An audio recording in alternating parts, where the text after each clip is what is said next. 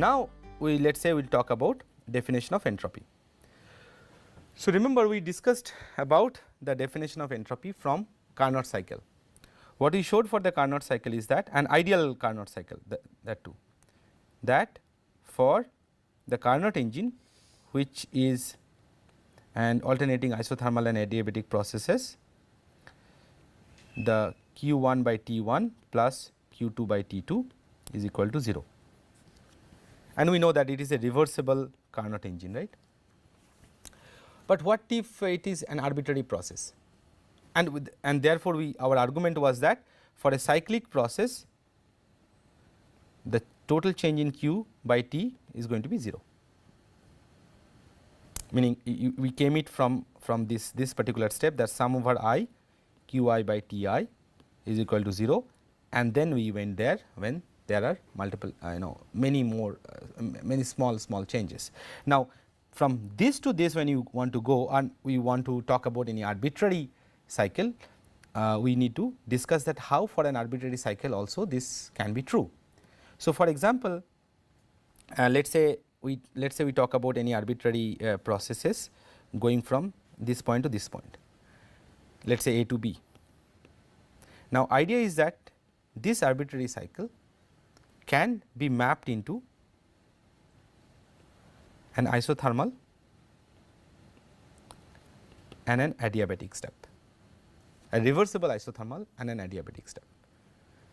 And since in adiabatic processes the change in Q is 0, therefore, all the change that is going to happen is in the isothermal step.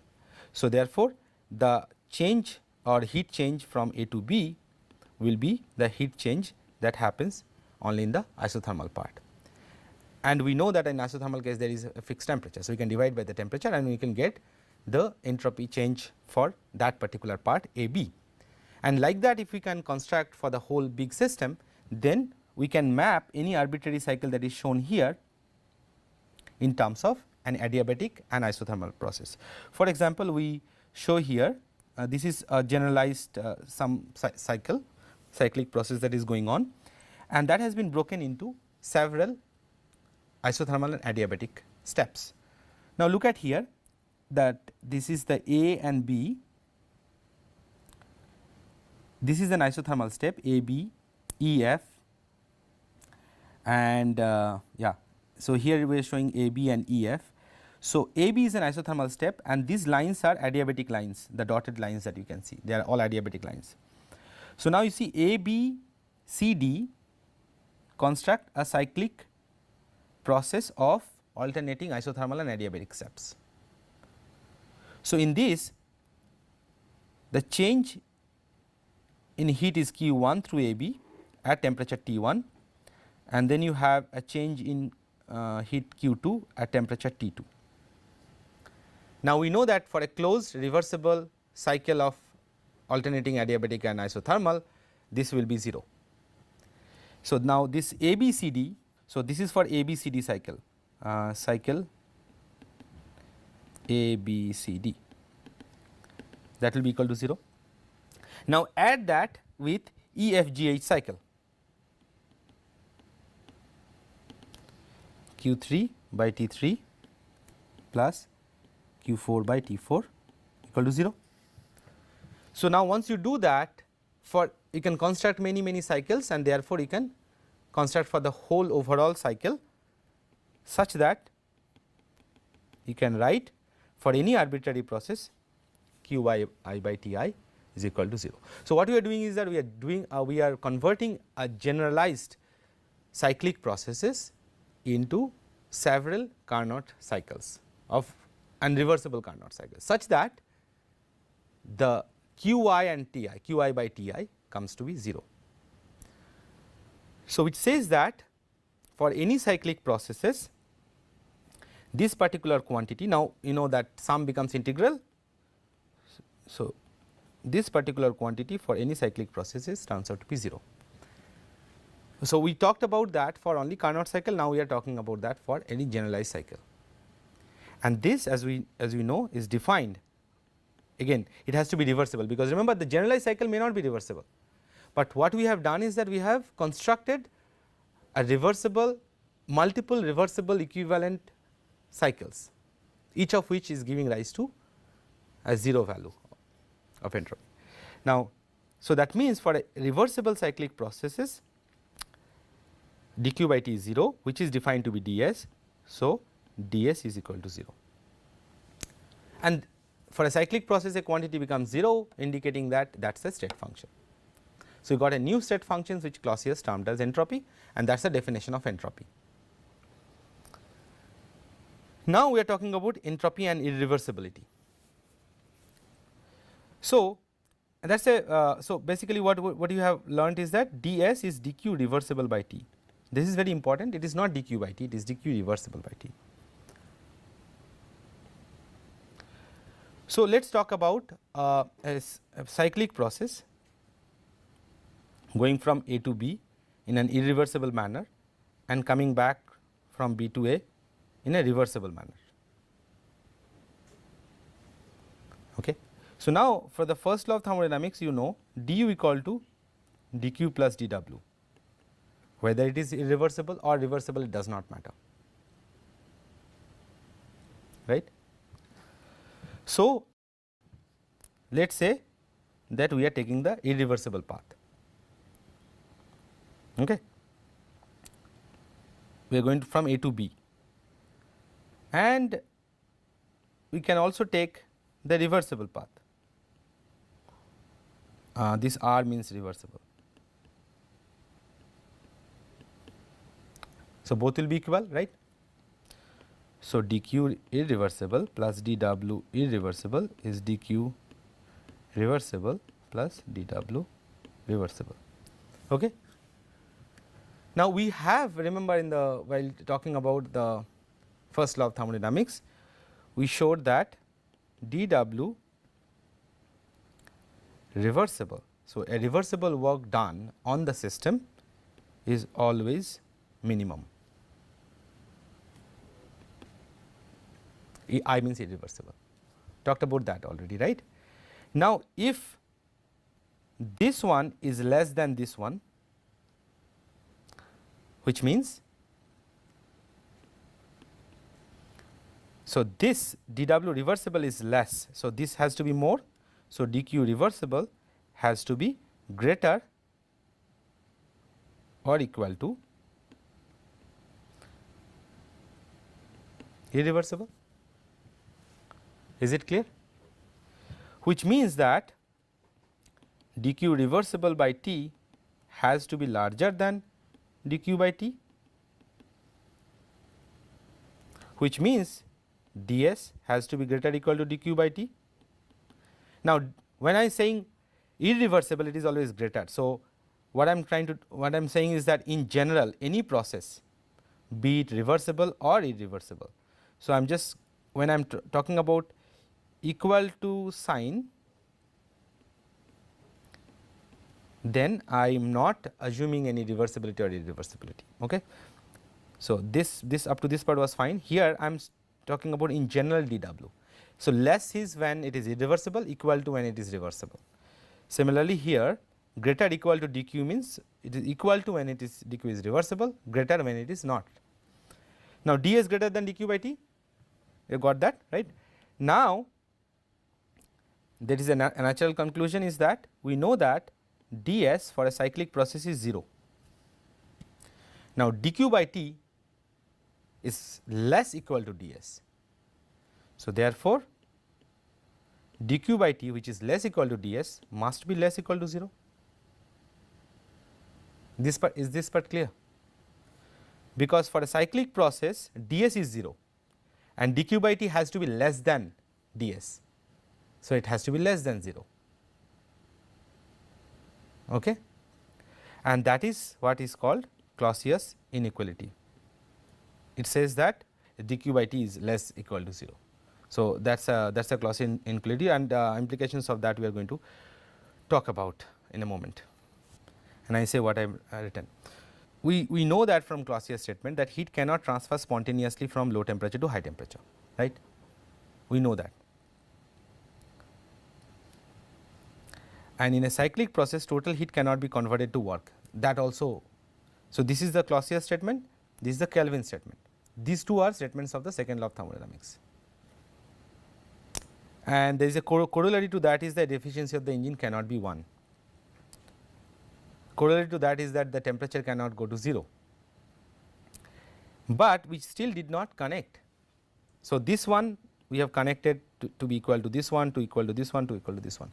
We still did not connect this last one. How? Which is entropy of the universe is always increasing.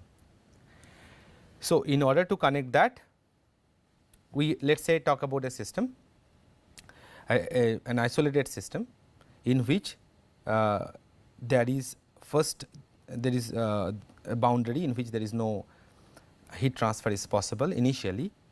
Let us say one system is at T alpha, another system is kept at T beta and T alpha, and a small amount of heat change is happening from alpha to beta. Let us say this system is A and this system is B. So, there is let us say a transfer of heat goes from A to B. So, what will happen to the entropy of the system, and let us say it is very small amount of heat dq. So, therefore, it is taken to be a reversible process. Now, heat goes from A to B. So, the change in entropy of the system A is minus dq by T alpha, and the change in B is plus dq by T beta. So, this is the change in the entropy for S A and this is the change in the entropy for S B. So, what is the total change, and then there is no surrounding. So, it is an isolated system. So, total change is S A plus del S A plus del S B, which is minus dq by T alpha plus dq by T beta, and I can take dq common, 1 by T beta minus 1 by T alpha.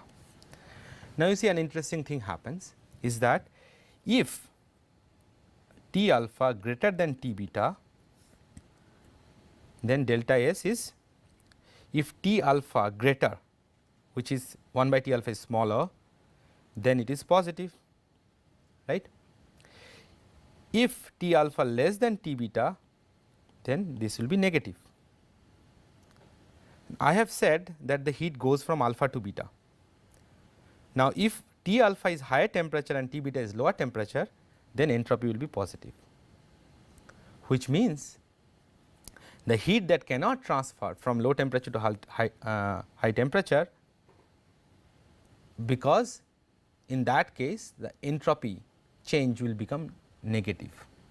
So, which means we are connecting now the Clausius statement to a statement where we are talking about change in entropy. So, a spontaneous change in entropy for a spontaneous process, if it is cannot be negative. However, change in entropy for a spontaneous process can be positive. So, we showed one irreversible process of heat transfer. So, basically we know that heat transfers from high to low temperature spontaneously because entropy increases. Okay. So, that we have seen. Now, let us talk about a free expansion process.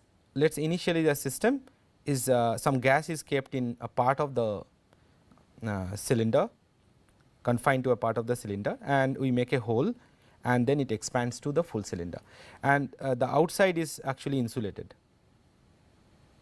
this is insulated. So, heat cannot go in or out. So, now this is an adiabatic expansion, right. So, in this adiabatic expansion process we know what is the dq, 0. So, dq equal to 0, and in a free expansion process what is dw? 0, because there is no external pressure, we have talked about that, which means our du equal to also 0. Of course, for ideal gas we are talking about, right.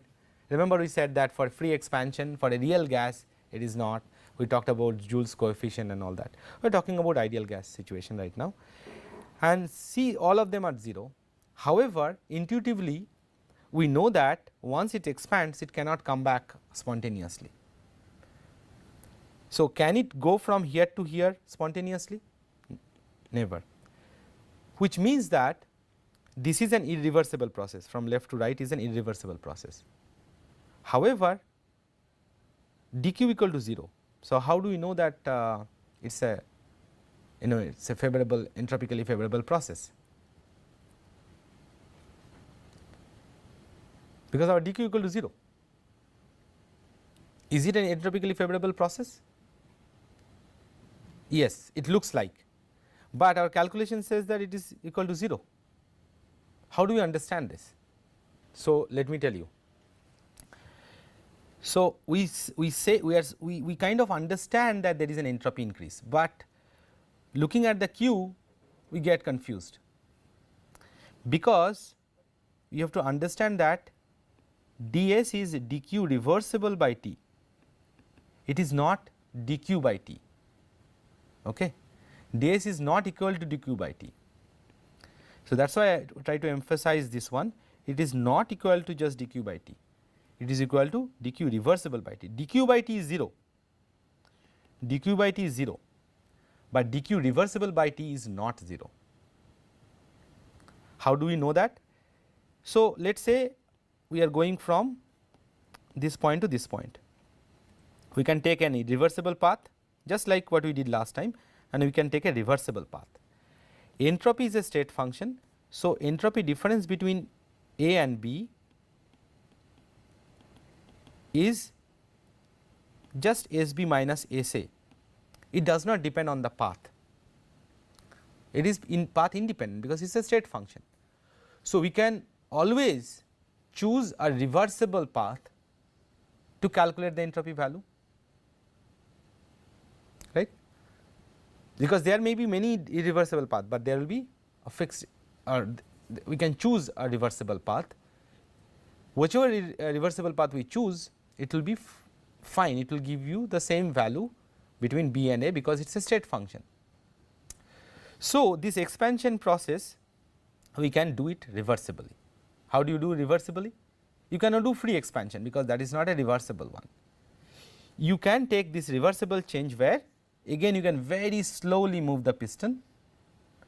So, you have to go from half the volume to the full volume, right. You can choose, let us say this situation is P1, V1 and T1, and obviously your pressure has changed, your volume has also changed, and let us say the temperature did not change, because you can always will it change? No. So, in real gas it changes, but in ideal gas the temperature does not change, but pressure and volume both have changed. So, I can keep the temperature to be T1. So, now all that we have to do is that we have to calculate the entropy change for a system going from P1, V1, T1 to P2, V2 and T1, kind of an isothermal process, right, an isothermal expansion process. If we calculate that, then we will be able to get the entropy change. And how to calculate entropy change for an isothermal expansion process? Let us draw a diagram PV. So, this is an expansion, so volume increases and pressure decreases. So, let us say it is like this, just like an isothermal expansion. So, if it is a reversible path, then we can calculate delta S by dq reversible by T, and since it is an isothermal step, then your du equal to 0. So, therefore, dq reversible is minus dw reversible, which means it is 1 by T, and minus dw is plus pdv, right. So, pdv V1 to V2, and we know P is nothing but PV equal to nRT. So, nRT by V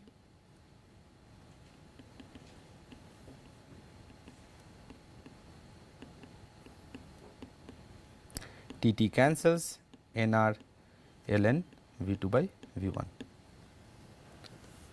So, this is the change in the entropy for an expansion process going from V1 to V2. So, even if it is a free expansion, this much entropy change will actually occur. Okay. Since it cannot go to out or in. Now, if you calculate the total change in the heat. So, let us say let us talk about two situations in which there is a reversible expansion. So, let us say this is a reservoir and this is our system, and there is a reversible amount of heat change happened, dq reversible. Let us say first step of the Carnot cycle. Then the change in the system's entropy is going to be plus nr ln V2 by V1. Why? Because it is equal to q reversible by T, but change in the surroundings is losing same amount of q reversible, right? I write q reversible. So, change in the surrounding is exactly equal. Okay. So, the total change of entropy for this isothermal reversible process from 1 to 2 is 0. So, for a reversible processes, entropy change for system and surrounding together is going to be 0. Okay. So, now first so now you understand that in case of a reversible expansion process, the overall change in entropy is 0. Now, we now let us understand what is happening for an irreversible process. Let us say 1 to 2 happens in an irreversible manner. We have just seen that for the free expansion case, the change in entropy of the system is going to be nr ln V2 by V1, but it is an adiabatic expansion, which means no heat is taken in or out. So, change in the surroundings entropy is going to be 0. So, the total change is greater than 0. So, see that for that free expansion case, the overall change in the entropy is positive. Overall change means system plus surrounding is positive, and that is an irreversible process. So, we can say that for irreversible processes, the change in entropy is going to be positive. If it would be reversible process, then it will be equal to 0.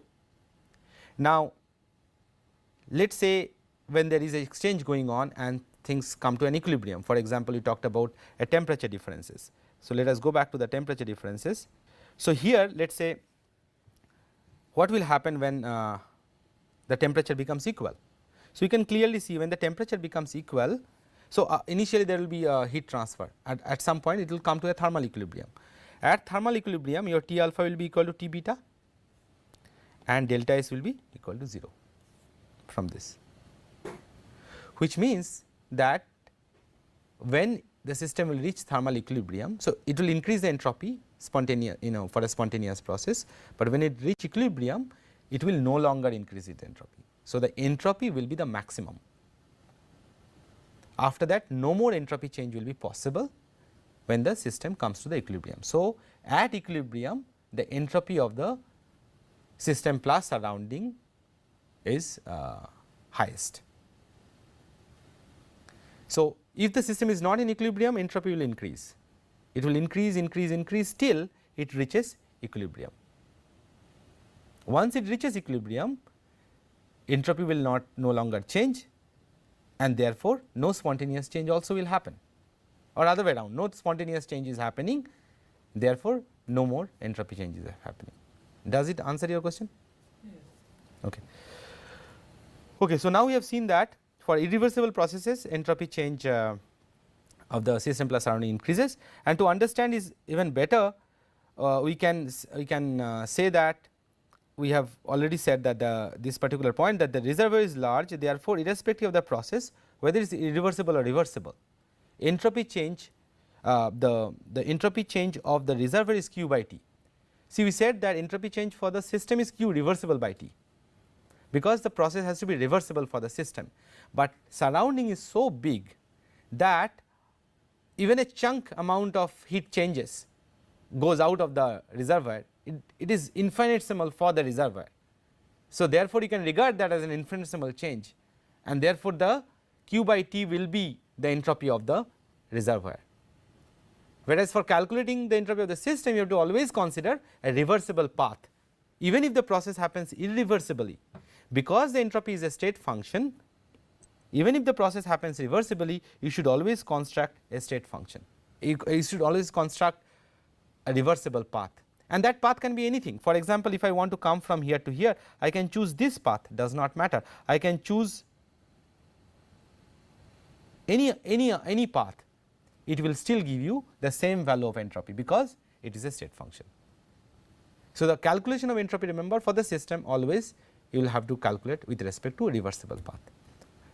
And when you do that, as you have seen, when you do that, you will see that for an irreversible steps, entropy of the overall thing will increase. So, what it turns out then, that since every process in real life is irreversible, therefore a spontaneous process, therefore entropy of the universe is always increasing.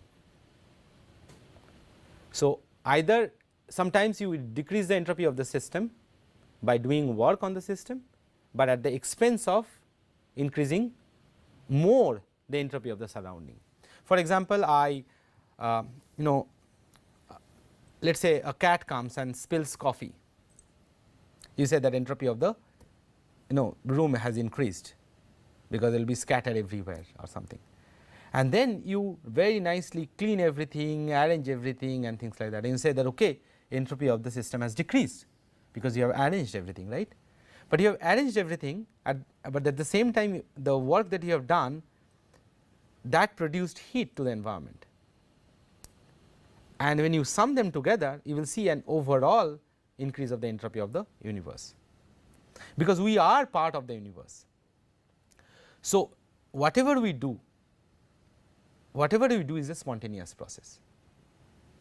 What is a spontaneous process? Spontaneous process is such process in which no external influence comes in.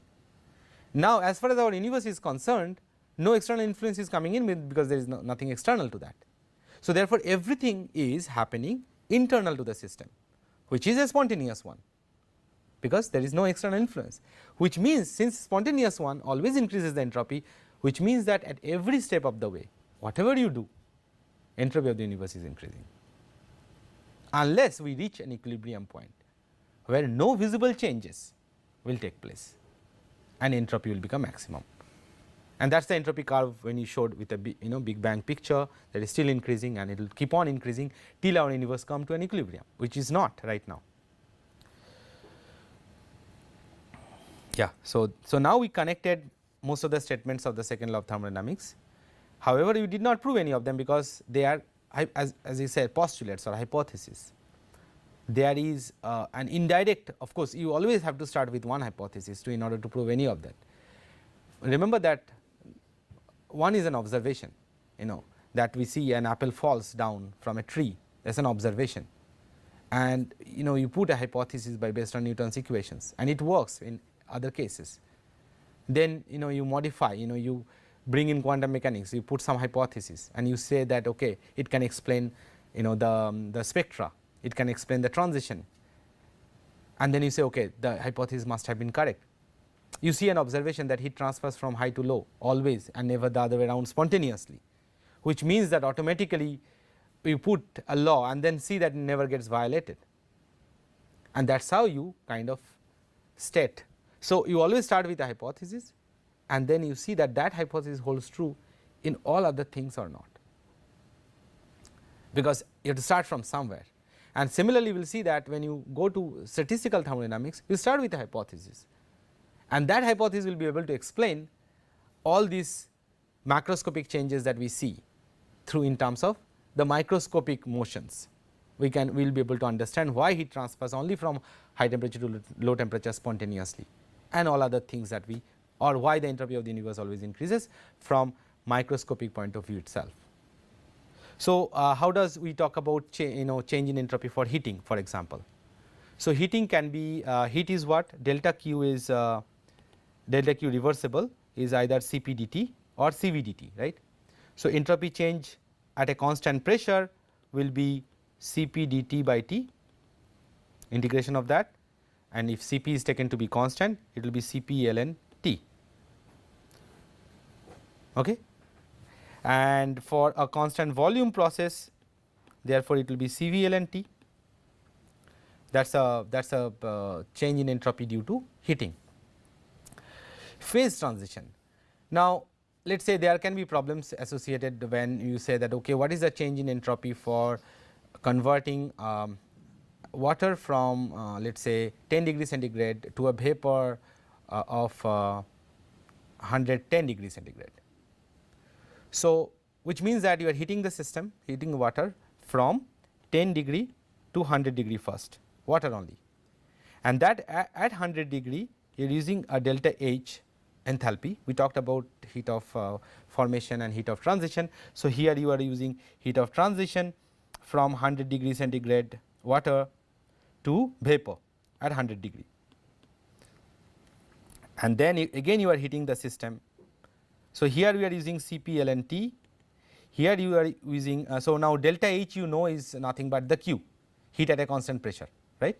So, which means that entropy change is delta H by T, I will say Tr transition, and then again we are using Cp ln T from going from 101 to 110 degree centigrade. Is it understandable this way? So, in 3 steps overall we sum it up and we can get, and entropy is is additive quantity, is a extensive variable. So, entropy of system A and entropy of the system B, when you put them together it will be A plus B, just like volume. Mix changes, if you have, let us say we talked about change in pressure volume thing, but let us say you have change in both temperature and pressure. So, let us say you are having both temperature. So, let us say you are going from P1, V1, T1 to P2, V2 and T2. In one step it is not possible to go. So, what you should do is that first construct an isothermal process P1, V1 or P1, V2, T1.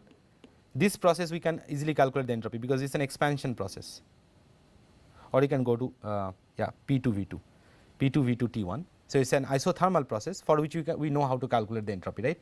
We can, it is just Kb Nr ln V2 by V1, and then from here to here it is a constant pressure heating process. But okay, let me just see this. So, this is P1 V1 to come to P2 V2. Of course, there will be we can say P3 V3 because all of them will not be equal, of course, because if 2 are the equal then third has to be equal. So, I said P2 V3 T1. You understood why I did that, because I am changing the pressure P1 to P2 and I am keeping the temperature constant. So, volume must be different, and from here my temperature is different, my pressure is constant. So, volume must be different, because if 2 of them are equal then third is dependent on the other 2. Okay. So, it is like P1 V1 by T1 is equal to P2 V3 by T2 is equal to P2 V2 by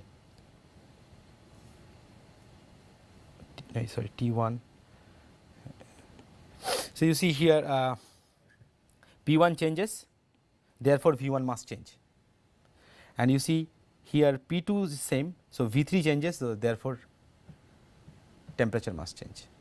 You cannot have 2 of them same because the third one will depend on that. Anyway, so point is that in that case we can always construct multiple path in order to calculate those mix changes. That way what will happen is that you will still be getting the same result, although you are doing it in 2 steps.